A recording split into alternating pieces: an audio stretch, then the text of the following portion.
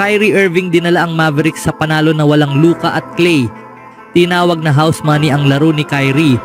Porzingis hindi binigo ang Celtics sa pagbabalik. At Warriors ipagpapatuloy si Giannis sa trade deadline. Ngunit bago ang lahat, kung gusto nyo ng pangpormang shoes, trendy new arrival couple casual shoes, lightweight breathable shoes for men's and women's, mabibili lamang sa halagang 1,999 pesos. I-click lamang ang link sa comment section.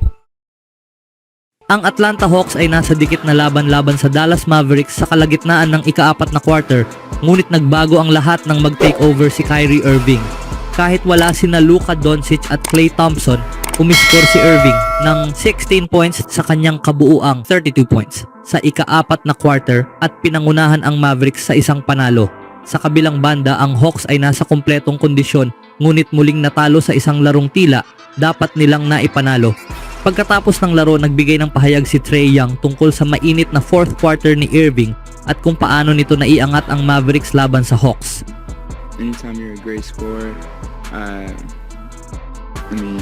sa tingin ko, kapag mahusay kang scorer, sapat na ang isa o dalawang attempts na pumasok para makahanap ka ng ritmo, sabi ni Young. it only takes 1 or 2 shots to go in to really find a rhythm. And Kahit na maraming wala sa lineup, maaaring sabihin ng iba na parang naglalaro sila ng house money ngayong gabi. when you playing with a lot of guys out, a lot of people would say they were playing with house money. Dahil wala si Klay Thompson at ilang iba pang mga player, kinuha ni Kyrie ang responsibilidad. Tonight with all the guys out, Klay being out and certain guys being out, late scratches. So Nakapagpasok siya ng isa, naglaro siya ng 41 minutes at talagang nagpakitang gilas kahit kagabi lang siya naglaro. it didn't matter what shot he put up. Some of those Makikita mo na kapag nakapagpasok siya ng isa, wala nang pakialam sa anong klaseng shot ang gagawin niya. last shots were contested, but he had seen 1 or 2 go in, and when you're a good Nakakita na siya ng isa o dalawa na pumasok at kapag mahusay kang scorer, mabilis kang nakakakuha ng ritmo. scorer and you see 1 or 2 go in, you can easily get into rhythm. Ang kwento ng season ng Hawks sa ngayon ay ang pagiging platform para sa mga player ng ibang team na magpakitang gilas laban sa kanila at ito ay napatunayan sa larong ito.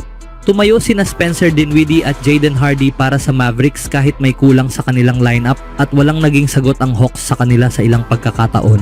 Hindi ko iniisip na inaasahan naming ang mga team na pumunta rito ay magpapakita ng masamang laro, sabi ni Young. Lahat ay magaling mag-shoot, lahat ay mahusay sa ngayon. Kaya nakaka-frustrate ito dahil nakita mo na ang scouting report, napanood mo ang mga video pero naglalaro sila dito ng higit pa sa inaasahan.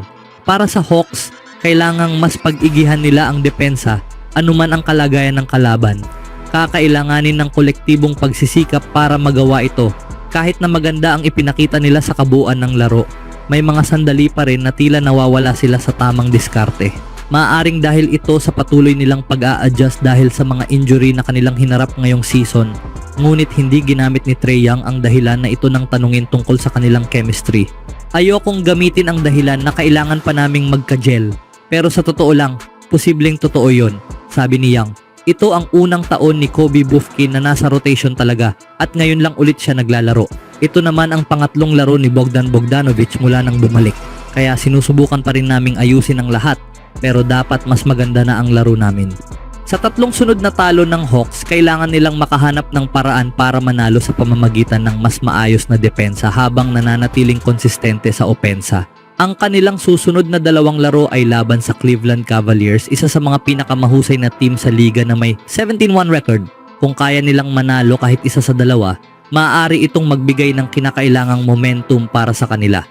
Sa kabilang balita, ginawa ng Boston Celtics ang kasaysayan sa NBA laban sa LA Clippers. Habang ang Cleveland Cavaliers ang may hawak ng pinakamahusay na record sa NBA, marami ang naniniwala na ang defending champion Boston Celtics pa rin ang team na dapat talunin. Sa kanilang panalo laban sa LA Clippers nitong Lunes na nagpalakas sa kanilang record sa 15-3, ipinakita ng Celtics ang kanilang dominasyon.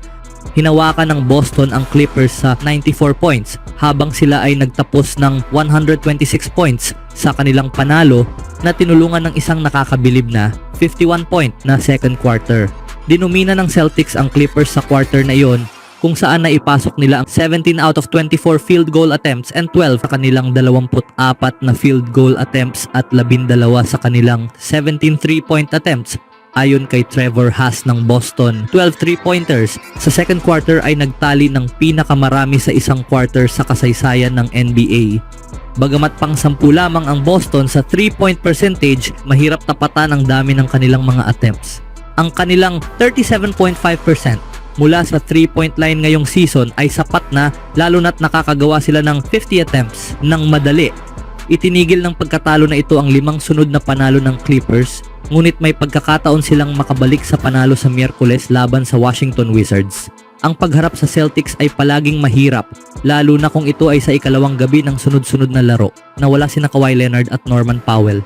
Ang Clippers ay magpo-focus na sa Miyerkules. Mananatiling wala si Leonard, ngunit hindi pa inihahayag ng Clippers ang status ni Powell na kasama ang team. Sa huling balita, Warriors nakatutok sa trade para sa superstar ng Bucks. Ayon sa bagong ulat, isa pang titulo.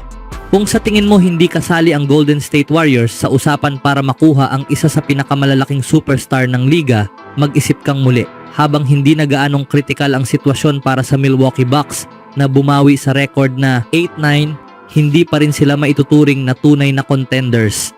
Ang core ng team sa paligid ni Giannis Antetokounmpo ay masyado nang matanda. Si Damian Lillard ay patuloy na nagiging elite sa opensa, pero ang kanyang depensa ay maaaring magdulot ng kahinaan para sa Bucks sa isang playoff series laban sa Boston Celtics o Cleveland Cavaliers. Maaaring lumala pa ang sitwasyon para sa Milwaukee. Ang enerhiyang ginagamit nila para mabawi ang masamang simula ay maaaring magresulta sa pagkahapo ng kanilang aging roster sa kalagitnaan ng regular season.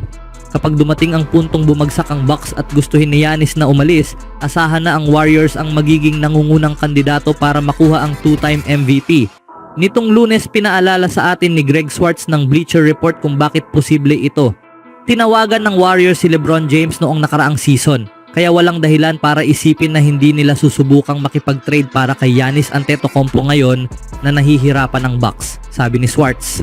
Ang pagsasama kay Antetokounmpo kina Stephen Curry at Draymond Green ay maglalagay sa Warriors bilang contender para sa isa pang titulo. Tuwang-tuwa ang sports world na makitang nasa posisyon si Curry para makuha ang kanyang ika-5 championship ring.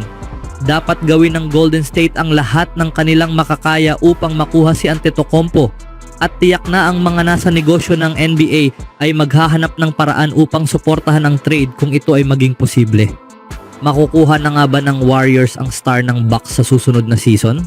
Si Giannis na kaya ang magbibigay ng ika-5 titulo ni Curry at Green? Ano ang masasabi niyo mga kaibigan? On my own, so I gotta get through it. And the only thing I know is to love what I'm doing. Never give up, never slow till I finally prove it. Never listen to the no's, I just wanna keep moving. Keep my head up when I act, head up, that's a fact. Never looking back, I'ma keep